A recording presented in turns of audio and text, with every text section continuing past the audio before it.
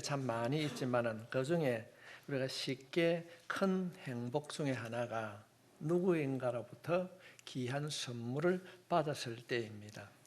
이 선물하면은 저는 한 가지 읽었던 책이 생각이 납니다.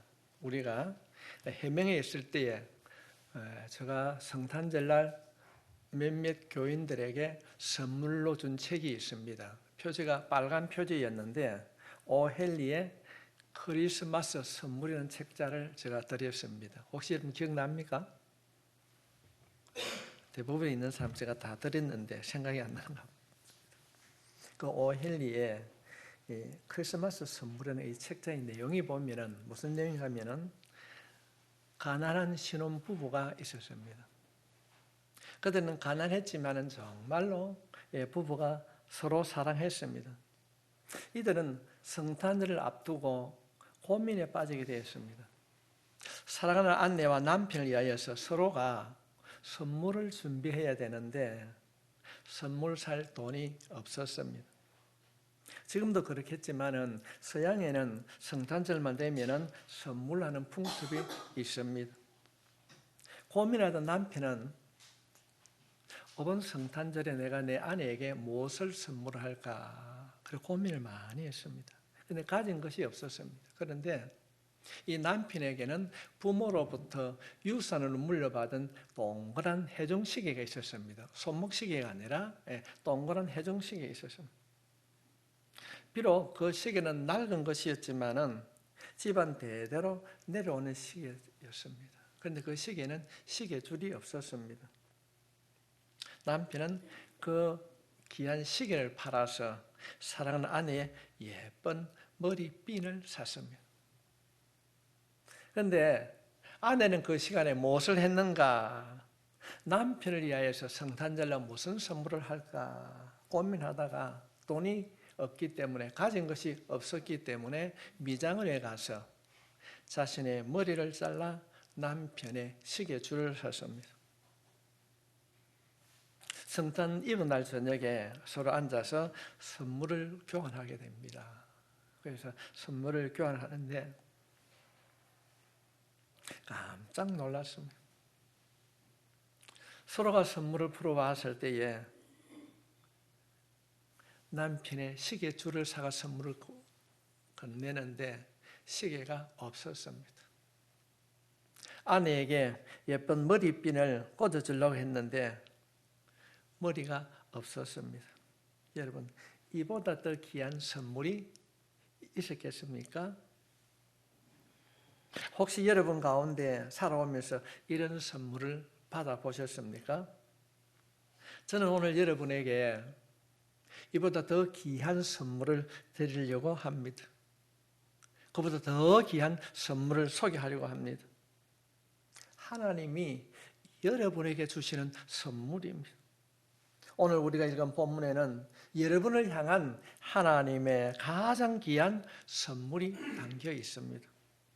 여러분 다시 한번 본문을 읽겠습니다. 하나님이 세상을 이처럼 사랑하사 독생자를 주셨으니 이는 그를 믿는 자마다 멸망하지 않고 영생을 얻게 하려 하심이라. 영생, 글자 그대로 영원히 사는 것입니다. 이 영생은 시간상으로 영원히 사는 것이 아니라 절대적인 것을 포함하고 있습니다. 너무너무 행복한 상태, 그 행복한 상태가 영원히 이어지는 것입니다. 성도 여러분 한번 생각해 보십시오. 이 땅에 사는 것이 이생의 삶이 전부로 간다면은, 아니 죽음 이후에 아무것도 없다고 한다면은 우리의 삶에 어떤 의미가 있을까요? 대통령이 되면 뭘 하겠습니까? 죽으면 다 끝나는데 우리는 이런 말을 합니다. 죽으면 그만인데 그럴까요? 집을 가나 스타가 되면 뭘 합니까? 부모 자식 간에 그렇게 사랑하면 뭘 합니까? 죽으면 모든 것이 다 무로 돌아갑니다. 여러분은 어떻게 살아가고 있습니까? 어떻게 살고 계십니까? 오늘 본문은 우리들에게 너무나도 분명하게 너희에게 영생을 선물로 주겠다고 약속하고 있습니다. 하나님께서 우리에게 영생을 선물로 주신다고 말씀하고 있습니다. 죽음이는 끝나는 것이 아니라 죽음 이후에 영원히 가장 행복한 상태에서 영원히 살 수 있는 그 영생. 여러분, 이보다 더 귀한 선물이 어디 있습니까? 우리가 어떻게 하면은 하나님께서 주시는 이 영생을 선물로 받을 수 있는가? 오늘 우리가 읽은 이 짧은 본문 안에는 하나님의 선물인 이 영생을 어떻게 내가 내 것으로 만들 수 있는가를 자세하게 기록하고 있습니다. 오늘 저는 여러분에게 오늘 본문의 말씀을 통하여서 어떻게 하면 하나님께서 약속하신 이 영생을 받는 방법 3가지를 말씀드리려고 합니다. 먼저 우리는 하나님이 주시는 이 영생을 받기 위하여 먼저 하나님이 누구신가를 알고 믿어야 됩니다. 성경이 말하는 하나님은 누구신가? 교회 가자. 교회 가는가? 왜 가는가? 성도 여러분, 우리가 믿는 하나님은 하늘과 땅을 만드시고 우리 자신을 만드신 분이 하나님이신 줄 믿습니다. 천지와 당신을 만드신 분입니다. 하나님이 어떤 분이신가? 세상을 만드시고 여러분을 만드셨습니다. 이것이 성경이 우리에게 소개하고 있는 하나님이십니다. 다시 한번 본문을 읽겠습니다. 하나님이 세상을 이처럼 사랑하셨습니다. 독생자를 주셨으니 이는 그를 믿는 자마다 멸망하지 않고 영생을 얻게 하려 하심이라. 하나님이 세상을 이처럼 사랑하사. 성도 여러분, 이 하나님이 누구일까요? 성경은 굉장히 두꺼운 책입니다. 이 66권의 성경이 하나로 묶어져서 성경책이 되었습니다. 이 성경책 처음 시작은 이렇게 기록하고 있습니다. 창세기 1장 1절 말씀에 태초에 하나님이 천지를 창조하시느니라. 하나님은 어떤 분이십니까? 세상을 만드신 분이십니다. 여러분, 이 우주가 어떻게 생겨났을까요? 우연히 만들어졌을까요? 그렇지 않습니다. 일부 과학자들이 말하는데 우연이 아닙니다. 여러분 어떻게 생각하십니까? 1977년도에 인간이 참 대단합니다. 보이즈 1, 2호라는 우주선을 지구 궤도에서 쌓아 올렸습니다. 35년 전이지요. 사람이 타지 않는 이 무인 우주선 보이즈 1, 2호를 쌓아 올렸습니다. 지금도 시속 6만 킬로, 여러분 우리가 자동차가 100킬로, 200킬로는 빠르다고 그러지 않습니까? 그런데 이 보이즈 1, 2호는 시속 6만 킬로로 지금 현재 우주를 비행하고 있습니다. 엄청난 속도입니다. 여러분이 젊으신 분들은 집에 가셔서 지금은 하지 마십시오. 핸드폰으로 보이즈호가 명왕성을 지날 때 찍은 지구 사진 탁 치면 나옵니다. 그 보면 지구가 점입니다. 점. 아주 적은 점에 불과합니다. 그 사진에 보면 지구는 아주 작은 점에 불과합니다. 그 작은 점 안에 아시아가 있고 대한민국이 있고 그저는 보이지 않겠지요. 그 안에 우리가 살고 있습니다. 우리가 살고 있는 이 은하계의 지름이 10억만 강년, 빛의 속도로 10만 년을 가야 된다는 그런 거리입니다.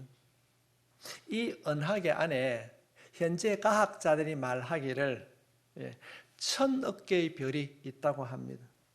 그런데 이 1000억 개의 별들이 서로 가만히 있는 것이 아니라 공전과 자전을 통해서 돌아가고 있습니다. 달은 지구를 돌아가고, 지구는 태양을 돌아가고, 태양은 또 다른 별들을 돌고 있습니다. 그 수천억 개의 별들이 돌아가는데 충돌하지 않고 돌아갑니다. 지금 우연히 만들어졌을까요? 우리가 차고 있는 핸드폰, 우리가 차고 있는 이 시계도 우연히 만들어진 것은 없습니다. 이 세상에 우연히 만들어진 것은 아무것도 없습니다. 우연히 지구가, 우주가 만들어졌다고 하는 것은 없는 것입니다. 지금 우리가 살아가고 있는 이 천여 개의 별보다 더 많은 수천억 개의 별들이 있다고 우주과학자들은 주장하고 있습니다. 우연히 생긴 것이 아니라 하나님이 만드신 줄 믿습니다. 오늘 성경은 말하고 있습니다. 태초에 하나님이 천지를 창조하시느니라. 이 우주를 만드신 분이 하나님이신 줄 믿습니다. 이 하나님은 우리의 아버지신 줄 믿습니다. 그런데 이 우주를 만드신 하나님이 우주만 만들어진 것이 아니라 저와 여러분도 만드셨습니다. 창세기 1장 27절 말씀에 보면은 하나님이 자기 형상 곧 하나님의 형상대로 사람을 창조하시되 남자와 여자를 창조하시고, 우리는 지구상의 생명체 가운데 아주 독특한 존재입니다. 오직 인간만이 하나님의 형상으로 지음을 받았습니다. 여기서 하나님의 형상으로 지음 받았다고 하는 것은 그 모습만을 말하는 것이 아닙니다. 하나님은 영이심으로 우리 안에 있는 내면을 말하고 있습니다. 그래서 우리들은 영을 가지고 살아가고 있습니다. 창세기 2장 7절 말씀을 보면은 여호와 하나님이 땅에 흙으로 사람을 지으시고 생기를 그 코에 불어넣으시니 사람이 생명이 된지라. 우리는 영적인 존재가 되었습니다. 그래서 우리 안에는 어떤 생명체도 가지고 있지 않는 영을 가지고 있습니다. 한번 여러분의 내면을 가만히 한번 살펴보십시오. 왜 우리가 가을 되면은 붉은 단풍을 보고 떨어지는 낙엽을 보고 쓸쓸함을 느낍니까? 둥근 달을 쳐다보고 왜 가슴이 먹먹하다고 생각하십니까? 왜냐하면은 인간만이, 우리만이 영적인 존재이기 때문에 그렇습니다. 저는 매일 고연천을 걷거나 사곡 바닷가를 걸어 다닙니다. 그런데 보게 되면은 사람들의 관심을 가지려고 하면은 뭘 가지고 가면 되겠습니까? 요즘은 제가 산책할 때 보면은 화려한 옷이나 멋있는 지팡이를 짚고 가는 것이 아니라 강아지를 데리고 가면 사람의 관심을 가지게 됩니다. 개를 좋아하는 것은 괜찮습니다. 그런데 뭔가 저 생각으로 사람들이 잘못 생각하고 있다고 생각합니다. 사람을 생각하고 사람을 기억하고 정을 나누어야 되는데 사람들이 유독 개를 많이 사랑하고 있습니다. 요 앞에 있는 공원이 독봉산 공원입니다.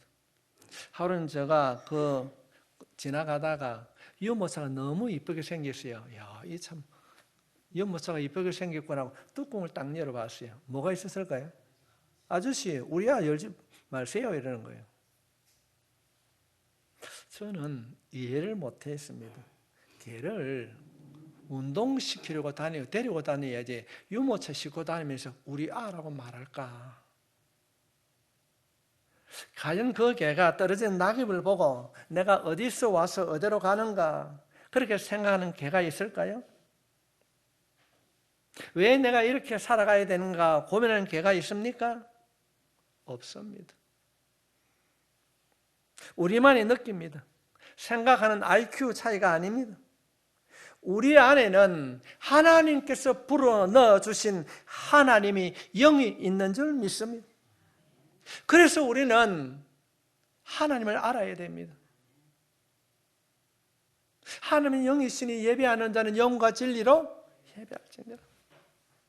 하나님은 누구신가? 오늘 아주 기초적인 말씀을 우리가 나누려고 합니다. 하나님은 누구신가? 우주를 만드셨고 여러분을 만드셨습니다. 이분이 하나님이십니다.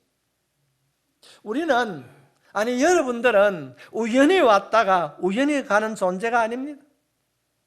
우리는 하나님의 형상을 따라 지음을 받은 하나님의 작품입니다. 옆에 있는 성도를 한번 보십시오. 당신이 하나님의 작품입니다. 아멘. 우리가 하나님께서 주신 이 영생이라는 선물을 받기 위하여서는 어떤 자가 되어야 되는가? 하나님이 누구인가를 알아야 됩니다. 그럴 때 우리가 영생이라는 하나님의 선물을 받게 됩니다. 그럼 하나님이 누구십니까? 세상을 만드시고 나를 만드신 분이 하나님이신 줄 믿습니다. 이 사실을 믿음으로 고백하게 될 때에 하나님께서 누구든지 예수 믿으면 멸망하지 않고 영생을 얻으리라. 영생을 선물로 받게 될 줄 믿습니다. 하나님이 약속하신 그 영생을 선물로 받기 위하여서는 하나님이 누구신지 반드시 알아야 됩니다. 그분이 세상을 만드셨습니다. 그분이 나를 만드신 줄 믿습니다. 두 번째로 우리가 하나님께서 주신 그 영생이라는 선물을 얻기 위하여서는 무엇을 해야 되는가? 예수님을 알아야 됩니다. 예수님을 알아야 됩니다. 예수님은 누구신가? 예수님이 누구세요? 죽기까지 나를 사랑하시는 분이 예수님이십니다. 하나님이 세상을 이처럼 사랑하셨습니다. 이처럼 사랑. 독생자를 주셨으니 이는 그를 믿는 자마다 멸망하지 않고 영생을 얻게 하려 하심이라. 여기서 말하는 세상을 이처럼, 세상이라는 것은 우리가 말하는 세상이 아니고 사람을 말하는 겁니다. 제가 이 말씀을 제가 한번 내 방법대로 해석을 하겠습니다. 하나님이 나 제대언이를 이처럼 사랑하사 독생자를 주셨으니 강조하는 것이 이처럼입니다. 얼마만큼 사랑하셨는가? 독생자를 주시기까지 사랑하셨다는 것입니다. 그 독생자를 주셨다고 하는 것은 하나님께서 예수님을 십자가에 내어주셔서 죽게 하셨다는 것입니다. 하나님이 우리를 사랑하시는데 왜 독생자 예수님을 그리스도를 십자가에 죽게 하셨는가? 어쩌면은 예수님은 4대 성인 가운데 한 분이신데 왜 그 참혹한 십자가에 죽어야 했는가? 그것이 하나님이 나를 사랑하는 것과 무슨 상관이 있는가? 예수님께서 십자가에 죽으시는 그 날에 어떤 일이 일어났는가? 성도 여러분, 우리는 하나님의 형상으로 지음받은 고귀한 존재입니다. 내가 돈이 있고 없고가 문제가 아니라 내가 키가 크고 작고가 문제가 아닙니다. 우리 모두는 하나님의 형상으로 지음받은 아주 고귀한 존재인 줄 믿습니다. 얼마만큼 하나님께서 그 아들 독생자 예수를 버리시면까지 죽이시면까지 우리를 사랑해 주셨습니다.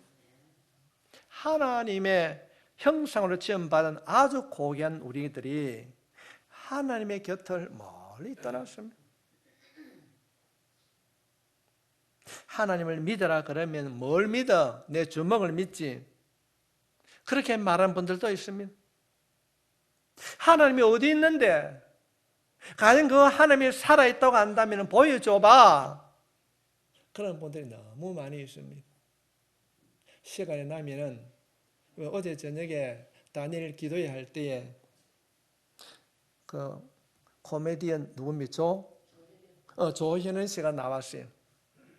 그분의 간증을 한번 들으십시오. 제가 시간이 나면 1시간 정도 오후 예배 때 할애를 하려고 합니다. 하나님을 떠난 우리들을 성경은 죄라고 말하고 있습니다. 하나님의 형상으로 존재함을 받은 우리가 어떻게 살아가고 있는가? 왜 서로 미워합니까? 왜 처처에서 전쟁이 일어납니까? 사람이 사람을 가장 많이 죽입니다. 우리나라에도 6.25 때 얼마나 많은 동족 간에 전쟁을 하고 많은 사람이 죽었습니까?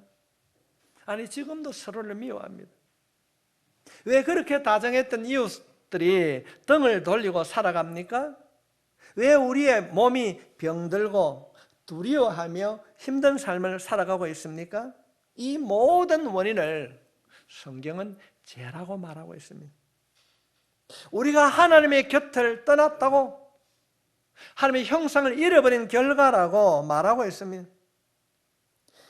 우리가 하나님의 곁을 떠남으로 우리 안에 있는 영, 하나님께서 주시는 그 영이 병이 들고 죽었습니다. 그래서 우리의 삶 속에 이런 고난과 아픔이 찾아왔습니다. 성경은 그래서 이렇게 말씀하고 있습니다. 로마서 3장 23절 말씀에 모든 사람이 죄를 범하였으므로 하나님의 영광에 이르지 못하더니, 그런가 하면 6장 23절 말씀에 보면은 죄의 삭은 사망이요. 여기서 사망이라고 하는 것은 분리를 말하는 것입니다. 우리가 알고 있는 죽음은 무엇인가?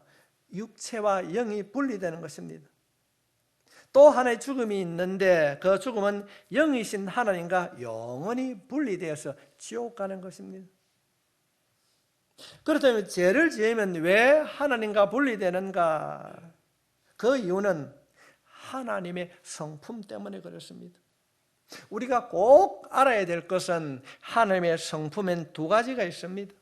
그 첫 번째는 하나님의 성품 가운데 공의의 하나님, 공의의 성품입니다. 또 다른 하나는 사랑의 성품입니다. 공의와 사랑의 성품입니다. 이것이 하나님의 성품인 것입니다.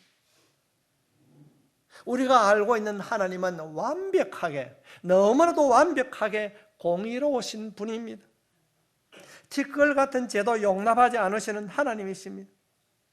빛과 어둠이 공존할 수 없습니다. 아무리 작은 촛불이라도 빛이 오면 어두움은 물러가게 됩니다. 하나님은 이렇게 완벽하게 공의로우신 분이십니다. 죄를 눈 감을 수 없습니다. 하나님 앞에서는 죄가 용납될 수 없습니다. 공의의 성품에 의하면 우리 모두가 죄를 지었으므로 우리 모두가 사망의 길로 가야 됩니다. 그런데 하나님의 성품 가운데 하나님 사랑의 성품이 용납하지 않습니다. 우리가 죄를 지었으므로 공의의 성품을 따라 우리가 심판을 받아야 되고 멸망의 길을 가야 됩니다. 그런데 사랑의 성품이 있는 거예요. 공의의 성품과 하나님의 사랑의 성품이 서로 충돌합니다. 공의를 따르면 우리 모두가 사망의 길을 가야 됩니다. 모두 버려야 됩니다. 그럴 때에 하나님의 또 다른 성품, 이 사랑의 성품이 용납하지 못합니다. 사랑의 성품으로 뭐로 하자니 공의의 성품이 용납하지 않습니다. 그래서 하나님께서는 어떻게 하셨는가? 오늘 본문 있는 말씀에 보면은 하나님의 세상을 이처럼 사랑하사 독생자를 주셨으니. 성도 여러분, 오늘날 우리나라 법에는 죄를 범하면 누가 대신 벌을 받지 않습니다. 이것이 불가능합니다. 그러나 당시 로마 법에서는 이것이 가능했습니다. 만약에 그때 당시에 자녀가 죽을 죄를 지었는데 대신해서 죽을 수 있다면 그렇게 그 법이 집행되었습니다. 여러분이 죄를 범하였는데 누가 대신해서 죽을 사람이 있습니까? 어쩌면 부모는 자녀를 위하여서 기꺼이 죽을 수 있을 것입니다. 아마도 여러분 모두도 그렇게 하실 것입니다. 그런데 이 일이 십자가 위에서 일어났습니다. 우리 모두는 죄를 범해서 하나님의 공의로우신 심판에 따라서 반드시 벌을 받아야 됩니다. 반드시 벌을 받아야 됩니다. 그 벌의 결과로 사망에 이르러야 하는데 하나님의 성품이 용납하지 못하는 것입니다. 그래서 하나님께서는 하나님의 아들이신 예수님을 십자가에 우리를 대신해서 죽게 하셨습니다. 이것이 십자가 사랑입니다. 지금 저는 성경에 기록되어 있는 성경의 이야기를 말씀하고 있습니다. 여러분 모든 죄와 허물을 우리 주님께서, 예수님께서 대신 지시고 죽으신 줄 믿으시기 바랍니다. 우리를 대신해서 죽으신 그 주님께서 마지막에 십자가에 못 박히시고 돌아가시면서 하는 말이 있습니다. 우리 한국말로 다 이루었다. 히브리 말로 테텔스티라이, 테텔스타이, 다 이루었다. 아니 죽는 사람이 무슨 말을 그렇게 합니까? 뭘 다 이루었다는 것입니까? 십자가에 죽으시는 분이 하는 말로는 너무나도 이상합니다. 무엇을 이루었다는 말인가? 무엇을 갚았다는 것인가? 왜 그렇게 소리치고 뭘 다 갚았다고 소리치고 돌아가셨는가? 그것은 하나입니다. 나의 죄. 내가 내 죄로 인하여서 십자가에 매달려 하는데 내 죄로 인하여서 예수님께서 대신하여서 십자가에 달리신 줄 믿습니다. 그래서 내가 다 이루었다. 테텔레스타이. 내가 너희들을 죄를 대신해서 십자가에서 돌아가셨다는 것입니다. 내가 너희들의 죄값을 갚았다는 것입니다. 하나님께서 그 하나님의 아들을 통하여서 우리의 모든 죄와 허물을 용서하시고 회복시켜 주신 줄 믿습니다. 여러분, 십자가가 무엇입니까? 왜 교회를 상징하는 십자가를 세우고 합니까? 십자가는 우리의 죄를 보여주는 동시에 우리를 향한 하나님의 그 놀라운 사랑을 보여주시는 장소요, 도구가 하나님의 십자가인 줄 믿습니다. 로마서 5장 8절 말씀에 우리가 같이 읽겠습니다. 시작.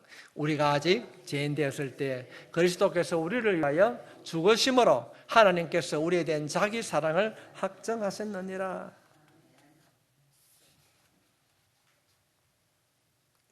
나 제대언이가 죄인 되었을 때 나 제대언이를 위하여 죽으신 하나님께서 제대언이에 대한 자기 사랑을 확정하셨습니다. 여러분, 십자가는 여러분을 향한 하나님의 사랑의 확정인 것입니다. 여러분, 십자가를 바라볼 때에 그냥 십자가로 바라보는 것이 아니라 나를 사랑하신 그 하나님의 사랑을 깨달을 수 있기를 바랍니다. 이처럼 우리가 하나님이 주신 그 영생을 선물로 받기 위해서는 하나님이 세상을 만드셨다는 것을 알고 예수님이 누구인가를 알아야 될 줄 믿습니다. 성도 여러분, 하나님께서 하나밖에 없는 예수님을 죽이시면서까지 여러분을 사랑하고 있다는 사실을 믿을 수 있기를 바랍니다. 그리고 우리가 영생을 선물로 받기 위하여서는 뭘 해야 되는가 결단입니다. 나를 사랑하사 나 대신 죽으신 예수님을 믿는 것입니다. 주 예수를 믿어라. 그리하면 너와 내 집이 구원을 얻으리라. 믿는 겁니다. 오늘 본문 있는 말씀을 돌아가게 되면 하나님의 세상을 이처럼 사랑하사 독생자를 주셨으니 이는 그를 믿는 자마다 멸망하지 않고 영생을 얻게 하려 하심이라. 여러분, 우리가 여기서 아주 중요한 기도의 제목을 발견하게 됩니다. 주님, 내가 예수 믿는 사람답게 살아갈 수 있도록 도와주십시오. 참된 믿음의 삶을 살아갈 수 있도록 아버지 하나님 구원의 기적을 베풀어 달라고 기도할 수 있길 바랍니다. 조건이 너무 간단합니다. 뭐하고 하는 것이 아니라 믿는 자마다 믿기만 하면 됩니다. 예수님을 믿으면 됩니다. 믿기만 하면 되는 것입니다. 무엇을 믿어야 합니까? 세상이 우연히 생긴 것이 아니라 하나님이 만드셨고 내가 우연히 왔다가 가는 존재가 아니라 하나님이 나를 만드셨다는 사실을 믿어야 될 줄 믿습니다. 그리고 내가 스스로 하나님을 떠나 죄 가운데 살았음을 인정해야 됩니다. 여러분, 성경이 말하는 죄는 세 가지가 있습니다. 우리가 알고 있는 도덕적인 죄, 예수님은 우리에게 말씀하십니다. 너희는 여자와 잠자리를 같이해야 간음죄라고 생각하고 있지. 누구든지 여자를 바라보고 남자를 바라보고 음욕을 품은 자마다 이미 간음하였느니라. 너는 사람을 죽여야 살인죄로 규정하고 있지. 그러나 내 주위에 있는 형제 자매를 미워하면 너도 이미 살인죄를 범한 거예요. 마음의 생각도 죄라는 것입니다. 성도 여러분, 하루에 몇 번이나 나쁜 생각을 하십니까? 마음속으로 죽이고 싶어요. 완벽하게 범죄를 하고 싶어요. 법 때문에 죽이지 못해요. 이렇게 생각하게 되면 그것도 하나님께서는 살인한 것으로 본다는 것입니다. 성경은 말씀하십니다.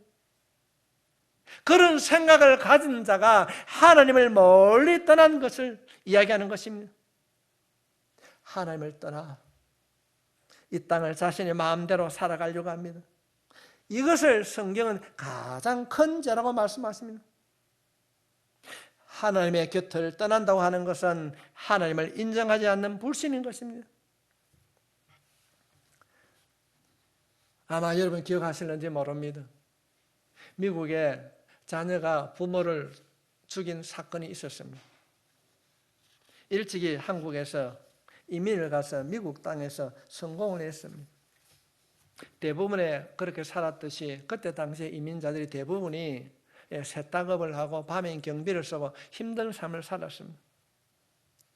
그래서 어느 정도 이민 생활이 20년이 넘어갈 때 어느 정도 살 수 있는 기반이 마련했습니다. 그때 이 고등학생 아들하고 딸이 있었는데 이 아이들하고 부모와 다툼이 일어났습니다. 아들이 부엌에서 칼을 가지고 옵니다. 깜짝 놀랐습니다. 나는 당신을 내 부모로 인정하지 못하겠다는 것입니다. 아버지 어머니는 그 자녀들을 위하여서 밤낮으로 이국 땅에서 처음 갔을 때 얼마나 말이 서툴렀겠습니까? 열심으로 그렇게 노력을 했는데 이 아이들이 고백하는 것이 뭔가 하면은 이 이국 땅에서 밤에 우리들만이 그 무섬 속에 혼자 상처를 받고 살았다는 것입니다. 부모는 그들을 위해서 그렇게 열심히 노력했는데 아이들은 그렇게 생각하지 않고 있습니다. 그 아이들의 말을 듣고 이 부모가 얼마나 실망을 했을까요? 여러분, 자녀가 부모에게 잘못하는 죄가 많이 있습니다.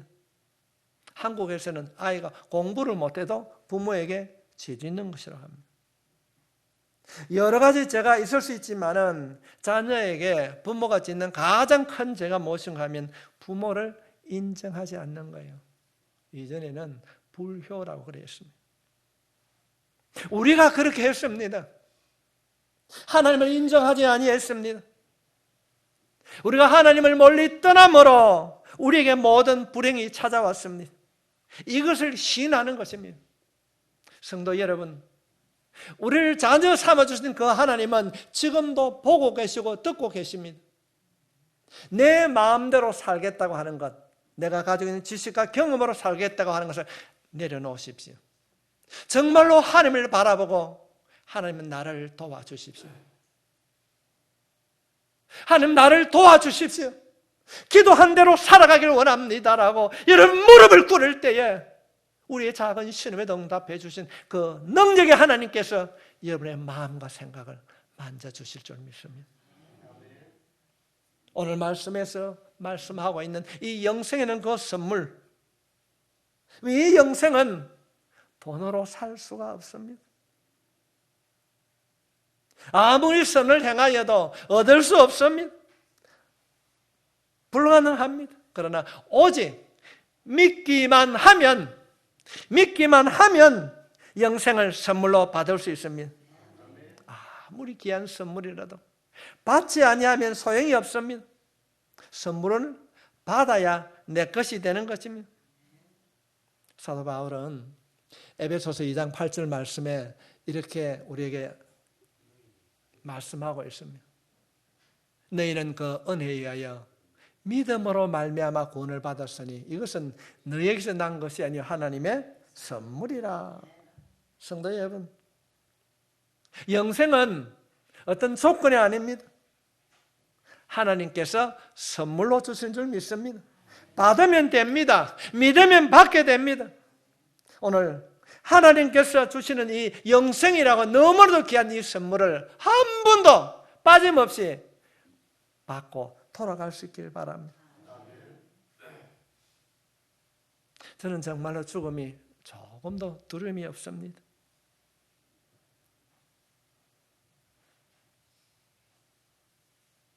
제가 언젠가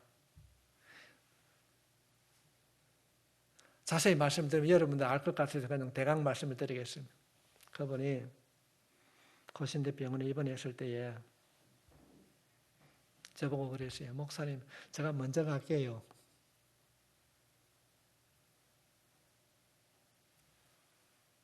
저는 죽음이 두렵지 않습니다. 제가 그런 고백을 제가 들었어요. 성도 여러분, 죽음은 끝이 아닙니다. 어리석은 생각하지 마십시오. 하나님께서 여러분에게 영생을 선물로 주신 줄 믿습니다. 이 땅을 떠나가는 날 천군천사 우리에게 와서 하나님 나라로 우리를 인도해 주실 줄 믿습니다. 이 약속하신 이 놀라운 이 영생을 받고 살아가는 여러분이 되시길 바랍니다. 전부 다 눈을 감으십시오. 한 번도 눈을 뜨면 안 됩니다. 짧은 시간에 성경의 진리 다 설명할 수 없습니다. 그러나 한 가지, 하나님이 나를 사랑하신다는 것을 알고 나도 하나님의 선물 영생 받기를 원합니다. 목사님, 저를 위해 기도해 주십시오. 부끄러운 일이 아닙니다. 하나님 나도 약속하신 그 영생 주님 선물로 받기를 원합니다. 선물로 받기 원합니다. 그동안 하나님 내가 멀리 떠났습니다. 하나님을 모르고 살았습니다. 내 죄를 용서해 주십시오. 내 죄를 용서해 주십시오. 내가 예수를 믿습니다. 예수님이 내 죄를 대신하여 십자가에 죽음을 믿습니다. 주님 내 마음에 찾아오셔서 하나님의 자녀로 삼아 주십시오. 그렇다면 여러분 오늘 손을 들고 기도하십시오. 하나님 나를 도와주십시오. 주님 내 마음에 찾아오셔서 나를 하나님의 자녀 삼아 주십시오. 영생을 선물로 주십시오. 예수 우리의 구원자 되신 그 주님, 날 위해 죽으신 그 주님을 믿습니다. 세상을 만드시고 나를 자녀 삼아준 하나님을 믿습니다. 주님 도와주십시오. 여러분 부끄러운 것이 아닙니다. 지금까지 내가 신앙생활을 하면서도 그것이 확실하지 아니했다면 오늘 이 말씀을 통하여서 하나님이 나를 만드시고 나의 모든 죄함을 용서해 주셨다고 하는 이 십자가의 사랑을 깨달을 수 있기를 바랍니다. 여러분 고백하십시오. 여러분의 입술로 하나님 나를 도와주십시오. 내가 영생을 선물로 받기를 원합니다. 그 영생을 선물로 받은 자로 살기를 원합니다. 세상의 모든 것 다 포기한다 할지라도 하나님이 주신 그 사랑 깨닫고 그 사랑 가운데 살아가기를 원합니다. 그 손 들고 여러분의 입술을 통하여서 고백하며 기도할 수 있기를 바랍니다. 우리 함께 기도하겠습니다.